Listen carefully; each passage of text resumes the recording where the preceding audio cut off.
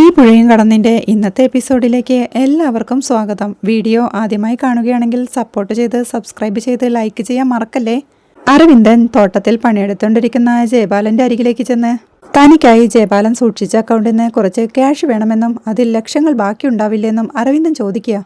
അരവിന്ദൻ അയച്ച കാശ് വീട്ടുകാർക്ക് ചെലവിനായി കൊടുത്തും തോട്ടം വാങ്ങിച്ചും ഗംഗയ്ക്ക് സ്വർണ്ണമെടുത്തുമെല്ലാം തീർന്നെന്നും ഇനി അതിൽ ബാക്കി ഒരു 10-13,000 രൂപയെ കാണുകയുള്ളൂവെന്നും അരവിന്ദന് വേറെ എവിടെയെങ്കിലും നീക്കിയിരിപ്പുണ്ടാവുമെന്ന് താൻ വിചാരിച്ചതെന്നും തനിക്കതിൽ സംശയമുണ്ടെങ്കിൽ കണക്ക് താൻ കാണിക്കാമെന്നും ഇതെല്ലാം താൻ കുറിച്ചു വെച്ചിട്ടുണ്ടെന്നും അരവിന്ദന്റെ ആവശ്യത്തിനുള്ളത് തന്റെ കയ്യിലുള്ള പണത്തിൽ നിന്ന് കടമായി നൽകാമെന്നും ജയപാലൻ പറയുമ്പോൾ അതൊന്നും വേണ്ടെന്നും പ്രോപ്പർട്ടിയുടെ രജിസ്ട്രേഷൻ അടുത്ത ആഴ്ച നടത്താമെന്നല്ലേ പറഞ്ഞതെന്നും അരവിന്ദൻ ചോദിക്കുന്നുണ്ട്. അപ്പോഴാണ് ജയപാലൻ പറയുന്നത് തോട്ടത്തിനു വേണ്ടി പണം വാങ്ങിച്ചയാളെ ഒരു ആക്സിഡന്റ് പറ്റി കോമ അവസ്ഥയിൽ ഹോസ്പിറ്റലിൽ കിടക്കുകയാണെന്ന്. അതുകൂടി കേട്ട അരവിന്ദനും ടെൻഷൻ താങ്ങാനാവാതെ തല കറങ്ങി വീഴാൻ പോവുകയാ. ജയപാലൻ താങ്ങിയിരുത്തുമ്പോഴേക്കും മരുഭൂമിയിൽ കിടന്ന് താൻ ചോര നീരാക്കി ഉണ്ടാക്കിയ കാശാണെന്നും അത് മുഴുവൻ കടലിൽ കായം കലക്കിയ പോലെ ആയല്ലോന്നോ അരവിന്ദൻ പറയുമ്പോ പരിഹാരമില്ലാത്ത ഒരു പ്രശ്നവുമില്ലെന്നും നമ്മൾ കൊടുത്ത പണം അയാൾ എന്ത് ചെയ്തെന്ന് ആർക്കും അറിയില്ലെന്നും അയാളുടെ മക്കൾ പോലും അത് വിശ്വസിക്കുന്നില്ലെന്നും ജയപാലനും പറയുന്നുണ്ട്. അരവിന്ദനും സങ്കടത്തോടെ മക്കൾക്ക് വേണ്ടി താൻ കൂട്ടിവെച്ചതെല്ലാം ഒലിച്ചുപോയെന്നും നാളെ നിശ്ചയത്തിന് വരുന്ന ആ ചെറുക്കനോടും കൂട്ടരോടും താൻ എന്തു പറയുമെന്നും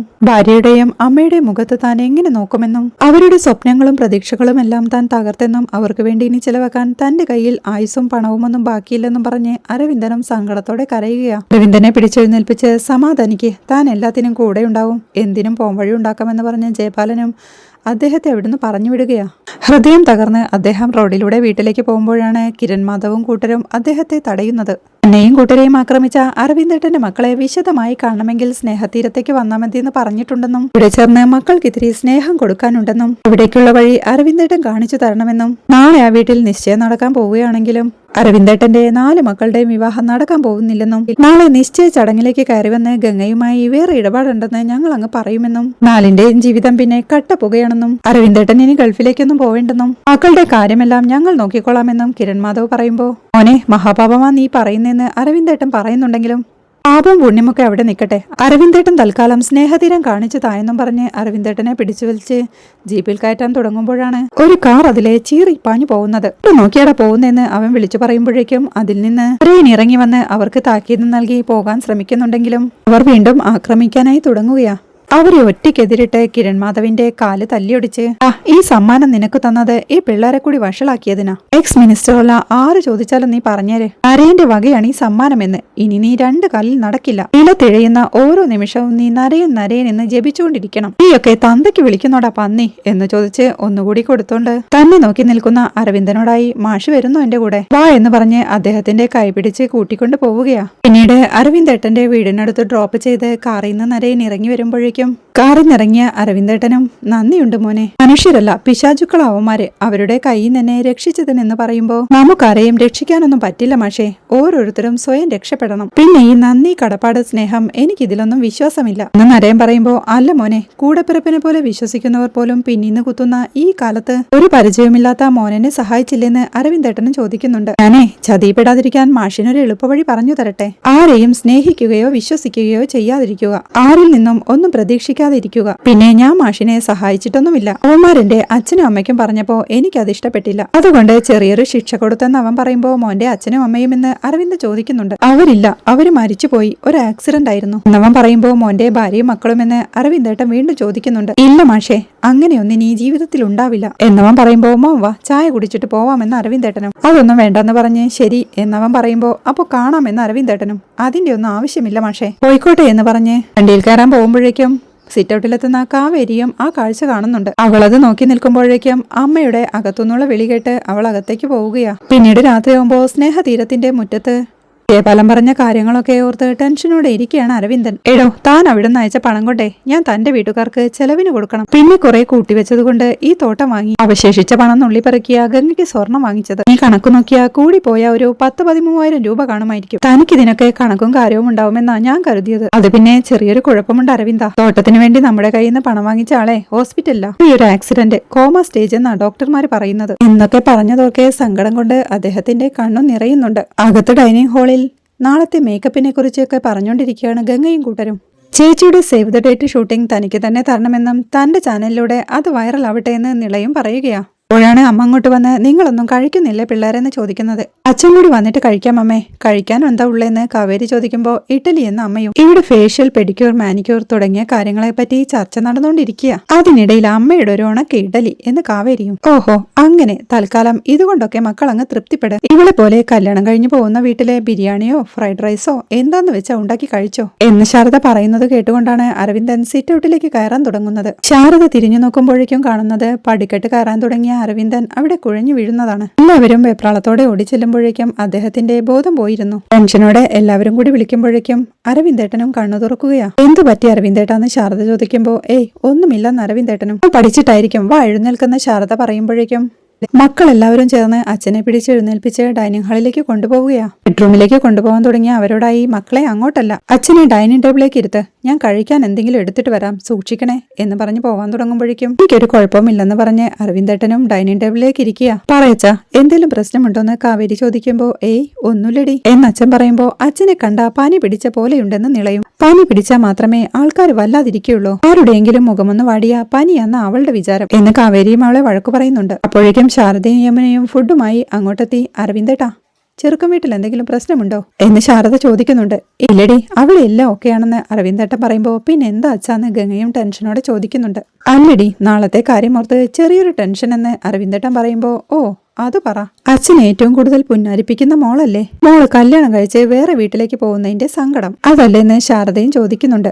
ഇപ്പൊ നിളയുടെ വക ഒരു കരച്ചിൽ കഴിഞ്ഞതേ ഉള്ളൂ എന്ന് യമുന പറയുമ്പോ മോള് കരഞ്ഞോ, എന്തിനാ കരഞ്ഞെന്ന് അച്ഛനും ചോദിക്കുന്നുണ്ട്. കല്യാണം കഴിഞ്ഞാൽ ഗംഗേച്ചി പോവല്ലോന്നോർത്ത് സങ്കടം സഹിച്ചില്ലച്ചാ എന്ന് നിള പറയുമ്പോ എല്ലാവരും തമ്മിൽ പിരിയേണ്ടവരല്ലേ മോളെ എന്ന് അച്ഛനും ചോദിക്കുന്നുണ്ട്. അത് കേൾക്കെ കാവേരിയും ആഹാ അപ്പോ അച്ഛൻ തോട്ടത്തിൽ വെച്ച് പറഞ്ഞതൊക്കെ മറന്നോ, എങ്ങോട്ട് പോയാലും ഓണത്തിന് തോട്ടത്തിലെ വീട്ടിൽ ഒത്തുകൂടണമെന്ന് പറഞ്ഞതൊക്കെ എന്ന് ചോദിക്കേ ശാരദയും അച്ഛൻ അങ്ങനെയൊക്കെ പറയും, നോക്കിക്കോ കല്യാണം കഴിഞ്ഞ പെണ്ണിനേക്കാൾ കൂടുതൽ നിലവിളിക്കുന്നത് അച്ഛനായിരിക്കും, അതുകൊണ്ട് പുഷ്പവാടി മൊത്തവും കരയും എന്ന് പറയുമ്പോ ഇങ്ങനെയാണെങ്കിൽ ഞാൻ കല്യാണം വേണ്ടെന്ന് വെക്കാം അച്ഛ എന്ന് ടെൻഷനോടെ ഗംഗയും പറയുന്നുണ്ട്. കണ്ടില്ലേ അച്ഛാ നല്ല ശമ്പളമുള്ള ചെറുക്കനെ വേണം, തൂക്കായിട്ട് ജീവിക്കാനുള്ള ചുറ്റുപാട് വേണം, അത് വേണം ഇത് വേണം എന്നൊക്കെ പറഞ്ഞിട്ട് ഇപ്പൊ പറയാ കല്യാണം വേണ്ടെന്ന് വെക്കാന്ന് എന്ന് കാവേരിയും പറയുന്നുണ്ട്. അത് അഭിനയ അല്ല എന്ത് അല്ലെടീന്ന് അമ്മ ചോദിക്കുമ്പോ പോവാമ്മേന്ന് പിണക്കത്തോടെ ഗംഗയും പറയുന്നുണ്ട്. മതി മതി നാളെ രാവിലെ ഈ വീട്ടിലൊരു ചടങ്ങ് നടക്കാനുള്ളതാ, വൈകുന്നതുവരെ സംസാരിച്ചിരുന്നാൽ എങ്ങനെയാ, കഴിക്കാൻ എന്താ ശാരദെന്ന് അരവിന്ദൻ ചോദിക്കുമ്പോ ഇഡ്ഡലി അരവിന്ദട്ടാ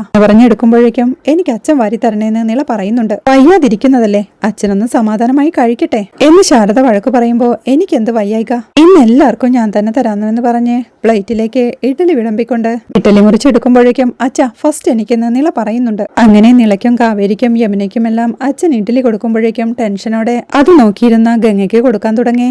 അവൾ അച്ഛന്റെ കയ്യിൽ പിടിച്ചോണ്ട് അച്ഛാ പ്രശ്നമൊന്നും ഇല്ലല്ലോ അല്ലേ എന്ന് ചോദിക്കുമ്പോ ഇല്ലടാ മോള് കഴിച്ചോന്നും പറഞ്ഞ് ഇഡ്ഡലി വായിലേക്ക് വെച്ച് കൊടുക്കുകയാ.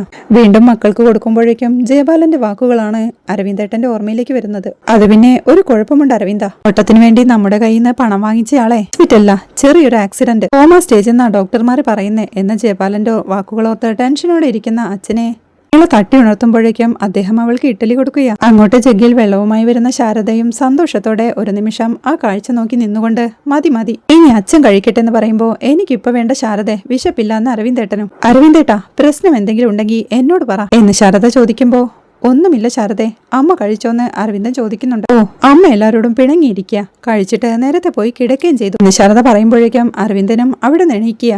എവിടെ പോവാന്ന് ശാരദ ചോദിക്കുമ്പോ പുറത്ത് കുറച്ച് പണി ബാക്കിയുണ്ട് ശാരദ എന്ന് പറഞ്ഞ് അദ്ദേഹം നടക്കാൻ തുടങ്ങുമ്പോഴേക്കും വെച്ച് വീഴാൻ പോവുകയാ. അത് കാണേ മക്കളെല്ലാം ചേർന്ന് ടെൻഷനോടെ അദ്ദേഹത്തെ പിടിക്കുമ്പോഴേക്കും ഏയ് ഒന്നുമില്ല നിങ്ങൾ കഴിക്കെന്ന് പറഞ്ഞ് അദ്ദേഹം പുറത്തേക്ക് പോകുമ്പോഴേക്കും ശാരദയും മക്കളോടെല്ലാം കഴിക്കാനായി പറയുന്നുണ്ട്. അവിടെ മുറ്റത്ത് ചിരിക്കുമ്പോൾ കൂടെ ചിരിക്കാൻ എന്ന പാട്ടും വെച്ച് ടെൻഷനോടെ ജയപാലൻ പറഞ്ഞ കാര്യങ്ങളെല്ലാം ഓർത്തിരിപ്പാണ് അരവിന്ദനും. എടാ നമ്മൾ കൊടുത്ത പണം അയാൾ എന്ത് ചെയ്തെന്ന് ആർക്കും അറിയില്ല, അയാളെ മക്കളാണെങ്കിൽ ഞാൻ പറഞ്ഞിട്ട് വിശ്വസിക്കുന്നില്ല എന്നൊക്കെ പറഞ്ഞത് ഓർത്തിരിക്കെ െല്ലാം പുതച്ച് കാവേരിയും മുറ്റത്തേക്ക് ഇറങ്ങി വന്ന് അച്ഛന്റെ പിറകിലൂടെ ചെന്ന് അച്ഛന്ന് വിളിച്ച് അച്ഛനെ ചേർത്ത് പിടിക്കുക. ആ പൊന്നുമോളിങ് വാ എന്ന് പറഞ്ഞ് അച്ഛൻ വിളിക്കുമ്പോഴേക്കും അച്ഛനെ ആ സ്വെറ്റർ പുതപ്പിച്ചുകൊണ്ട് തണുപ്പത്തിരുന്ന അച്ഛനെ തലവേദന വരുമെന്ന് അറിയില്ലേ പിന്നെ എന്തിനാ ഇവിടെ വന്നിരിക്കുന്നതെന്ന് ചോദിച്ച് അച്ഛന്റെ കൂടെ ഇരിക്കുന്നുണ്ട് കാവേരി. എന്റെ മോളുടെ നിശ്ചയമായിട്ട് ഞാൻ എങ്ങനെയാ കിടന്നുറങ്ങുക എന്നച്ഛൻ ചോദിക്കുമ്പോ ജോലിയെല്ലാം തീർന്നതല്ലേ അച്ഛാ, ഇനി എന്താ ചെയ്യാനുള്ളത്, ഇനി എന്തെങ്കിലും ചെയ്യാനുണ്ടെങ്കിൽ ഞാൻ ചെയ്യാമെന്ന് കാവേരി പറയുന്നുണ്ട്. ഞാൻ ചെയ്യാനുള്ള ജോലി നീ ചെയ്യുമെന്ന് അച്ഛൻ ചോദിക്കുമ്പോ പിന്നല്ലാതെ എന്ന് കാവേരിയും പറയുന്നുണ്ട്. അച്ഛൻ ചെയ്യാനുള്ള ജോലിയെല്ലാം അച്ഛൻ തന്നെ ചെയ്യണം മോളെ എന്നച്ഛൻ പറയുമ്പോ എന്നാലും എത്ര കാലായി അച്ഛാ അച്ഛൻ ഇങ്ങനെ കഷ്ടപ്പെടുന്നു, ഇനി ഞാനും കൂടി കൂടാം, നമുക്ക് ഷെയർ ചെയ്യാം എന്നവൾ പറയുന്നത് കേൾക്കെ അച്ഛനും ടെൻഷനോടെ അവളെ തന്നെ നോക്കിയിരിക്കുക. അത് കാണേ അവളും അച്ഛനാകെ മൂഡ് ഓഫ് ആയിട്ടാണല്ലോ ഇരിക്കുന്നത് എന്ന് ചോദിക്കുമ്പോഴാണ് അവൾ അച്ഛൻ വെച്ച ശോകഗാനം കേൾക്കുന്നത്. ഈ പാട്ടാണ് പ്രശ്നം, ഇപ്പൊ ശരിയാക്കി തരാം എന്ന് പറഞ്ഞവൾ അതിൽ ഒരു അടിപൊളി സോങ് വെച്ച് അച്ഛന് ചുറ്റും നിന്ന് ഡാൻസ് കളിച്ചോണ്ടിരിക്കുക. അവൾ അച്ഛനെ കൂടി പിടിച്ചു വലിച്ച് വാ അച്ഛാ നമുക്കൊന്ന് ചില്ലാവാം എന്ന് പറഞ്ഞ് വിളിക്കുമ്പോഴേക്കും ഡി കാവേരി ആ പാട്ടിന്റെ ഒച്ചൊന്ന് കുറച്ചു വെച്ചേ, അയൽവക്കത്തുള്ളവർക്കൊക്കെ കിടന്നുറങ്ങണമെന്ന് വിളിച്ചു പറയുന്നുണ്ട്. കുട്ടികൾക്ക് കാവേരിയും ദേ അച്ഛാ നിങ്ങളുടെ ഭാര്യയ്ക്ക് ഞാൻ സന്തോഷമായിരിക്കുന്നത് ഇഷ്ടമല്ല കേട്ടോ എന്ന് പറയുമ്പോൾ നിങ്ങൾ മക്കളുടെ സന്തോഷമോ മോളെ, ഞങ്ങൾ അച്ഛന്റെ അമ്മയുടെയും സന്തോഷം എന്ന് അച്ഛനും പറയുന്നുണ്ട്. അച്ഛന്റെ കാര്യം ശരിയായിരിക്കും, പക്ഷേ അച്ഛന്റെ ഭാര്യയുടെ കാര്യം അങ്ങനെയല്ല എന്ന് കാവേരി പറയുമ്പോഴേക്കും നീ ഒച്ച കുറയ്ക്കുന്നുണ്ടോ അതോ ചൂലുമായി ഞാൻ അങ്ങോട്ട് വരണോന്ന് അമ്മ വീണ്ടും വിളിച്ചു ചോദിക്കുന്നുണ്ട്. ഓ തുടങ്ങി എന്ന് പറഞ്ഞ് അവൾ എണീറ്റ് ആ പാട്ട് ഓഫ് ചെയ്യുകയാ. എന്നിട്ട് അച്ഛന്റെ അരികിലേക്ക് വന്നിരുന്നേ അല്ലെങ്കിൽ മാഡം ഇപ്പോ ചൂലെടുത്തോണ്ട് വരും എന്ന് പറയുന്നത് കേൾക്കെ അച്ഛനും കണ്ണിമ വെട്ടാതെ അവളെ ടെൻഷനോടെ നോക്കിക്കൊണ്ടിരിപ്പാ. എന്താ അച്ഛൻ ഇങ്ങനെ നോക്കുന്നേന്ന് അവൾ ചോദിക്കുമ്പോ ഒന്നുമില്ലെന്ന് അച്ഛനും. Young smart brilliant and energetic ഇങ്ങനെ ഒരു മോളുണ്ടായല്ലോ എന്നോർത്തല്ലേ എന്നവൾ ചിരിയോടെ ചോദിക്കുമ്പോ അതെ അതെ എന്ന് ചിരിയോടെ അച്ഛനും പറയുന്നുണ്ട്. മോള് പോയി കിടക്ക് മഞ്ഞു കൊള്ളുമെന്ന് അച്ഛൻ പറയുമ്പോ കുറച്ചു നേരം കൂടി ഞാൻ അച്ഛന്റെ അടുത്തൊന്ന് ഇരിക്കട്ടെ അച്ഛാ എന്ന് കാവേരി. രാവിലെ ഫോട്ടോ എടുക്കാനുള്ളതല്ലേ, ഉറക്കമിളച്ചിരുന്ന മുഖമൊക്കെ വീങ്ങിയിരിക്കും എന്നച്ഛൻ ഓർമ്മിപ്പിക്കുമ്പോ അത് പോയിന്റ്. ശരി അച്ഛാ ഞാൻ പോയിട്ട് വരാമെന്ന് പറഞ്ഞ് അവൾ എഴുന്നേറ്റ് പോവാൻ തുടങ്ങുമ്പോഴേക്കും അച്ഛൻ അവളുടെ കൈ പിടിച്ച് നിർത്തുന്നുണ്ട്. എന്താ അച്ഛാന്ന് അവൾ ചോദിക്കുമ്പോൾ ഗംഗയുടെ കല്യാണക്കാര്യത്തിൽ ഒരു തീരുമാനമായി. അടുത്തത് നീയാ. ഇന്ന് ഞാനൊരു ചെറുപ്പക്കാരനെ കണ്ടു. ഇവനെ കണ്ടപ്പോ എന്റെ മനസ്സിലിരുന്ന് ആരോ പറഞ്ഞു ഇവനെ പോലെ ഒരാളെയാ എന്റെ കാവേരി മോൾക്ക് വേണ്ടതെന്ന് എന്നച്ഛൻ പറയുന്നത് കേൾക്കെ സന്തോഷത്തോടെ അച്ഛന്റെ അടുത്തേക്ക് ഇരുന്ന് ആരാ അച്ഛാ അത് എന്ന് കാവേരിയും ചോദിക്കുന്നുണ്ട്. അല്ല ഞാനൊന്ന് അറിയട്ടെ അച്ഛൻ എനിക്ക് വേണ്ടി കണ്ടുവച്ചിരിക്കുന്നത് ആരെയാണെന്ന് എന്നവൾ ചോദിക്കുമ്പോ ആരോ ഒരാൾ അച്ഛനും. ശരി തൽക്കാലം അത് വിട്ടേക്ക്, അതിനെക്കുറിച്ച് നമുക്ക് ഗംഗ ചേച്ചിയുടെ കല്യാണമൊക്കെ കഴിഞ്ഞിട്ട് ആലോചിക്കാം, ഇന്ന് ലോകാവസാനമൊന്നും അല്ലല്ലോ. ശരി ഗുഡ് നൈറ്റ് എന്ന് പറഞ്ഞ് അവൾ എണീക്കുമ്പോഴേക്കും അച്ഛൻ അവളുടെ കൈ ചേർത്ത് പിടിച്ചൊരു ഉമ്മ കൊടുക്കുകയാ. അവളും അച്ഛനെ ചേർത്ത് പിടിച്ചൊരു ഉമ്മ കൊടുത്ത് അകത്തേക്ക് കയറി പോവുകയാ. പിന്നീട് ഡൈനിങ് ഹാളിലെത്തുന്ന അരവിന്ദൻ താനും ജയബാലനും ിയോടെ ചേർത്ത് പിടിച്ച് നിൽക്കുന്ന ഒരു ഫോട്ടോ ഫ്രെയിം ചെയ്തു വെച്ചത് നോക്കിക്കൊണ്ട് സ്നേഹം നടിച്ച് സുഹൃത്തിനെ ചതിച്ചവൻ എന്നാലും എങ്ങനെ തോന്നിയടോ നിനക്ക്? ആ ഫോട്ടോ എടുത്ത് അതിനു പുറകിൽ സ്നേഹം നടിച്ച് സുഹൃത്തിനെ ചതിച്ചവൻ എന്ന് ഒരു സ്കെച്ച് പേനയെടുത്ത് എഴുതുന്നിടത്താണ് ഇന്നത്തെ എപ്പിസോഡ് അവസാനിക്കുന്നത്. നിശ്ചയത്തിന് വീടും വീട്ടുകാരും ഒരുങ്ങുന്നതിനിടയിൽ അരവിന്ദനുണ്ടാകുന്ന ദുരന്തമാണ് നാളത്തെ എപ്പിസോഡിലെ വിശേഷങ്ങൾ. വീഡിയോ ഇഷ്ടമായാൽ സപ്പോർട്ട് ചെയ്ത് സബ്സ്ക്രൈബ് ചെയ്ത് ലൈക്ക് ചെയ്യാൻ മറക്കല്ലേ.